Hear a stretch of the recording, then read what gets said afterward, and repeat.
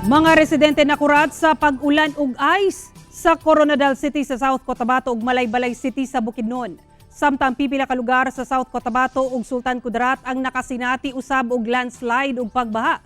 Sarentang dugang detalye sa report ni Jess Tony Humamil. Oh my gosh! Kuha kini sa cellphone video ni Mark Sukayan kung asa makita nga adunay dalang ice ang nasinating pag-ulan kagahapon sa Coronadal City. Nakurat ang mga residente sa lugar sa ilang nasaksihan. Sa kuha ni Daniel Litaw, susama usab ang nasinati sa Malaybalay Bukidnon ang pag-ulan og ice nga dala sa pagbundak sa ulan kagahapon banda alas 3 sa hapon.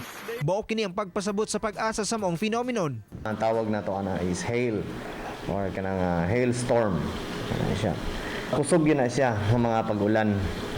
Nahitabo na siya is tungod kay dako kayo ang thunderstorm. Ang dito sa taas niya, taas sa cloud, is na ice na sila dito. Karon pag tagak anang ice is wala pa siya nalanay pa. So pag kuan niya, pag ulan na is moto nadala na ang mga ice. Ingon ani ka kusog ang ulan nga adunay kusog nga hangin ang nasinati kagahapon sa Coronadal City. Gani, nakuhaan og video ni Mark Cordero ang hinay-hinay nga pagkatumba sa signage sa usa ka establishmento. Wala hinoy na unsa sa mong hitabo. Sa Surala, South Cotabato, adunay nasinating landslide particular sa provincial road sa Sitio Mudon, Barangay Upper Sipaka, Surala, South Cotabato. Gumikan sa nasinating pag-ulan sa lugar. Hinoon, walay natalang casualty sa hitabo. Dayon sab gisarado sa mga motorista ang maong kalsada. Gibaasab ang pipila ka lugar sa Lutayan, Sultan Kudarat ni adtong adlang Domingo.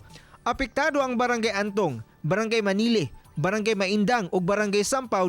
Din ubay-ubay ka mga pananom sama sa maisan o gumayan ang gibanlas gayud sa baha. Sumala sa pag-asa ang maong pagdaot sa panahon ni epekto sa localized thunderstorms. Sa Mindanao, dinado na padagyapoy pa dahil nga mga pag-ulan labi na sa portion sa Zamboanga ug dito sa Caraga ug Davao Region.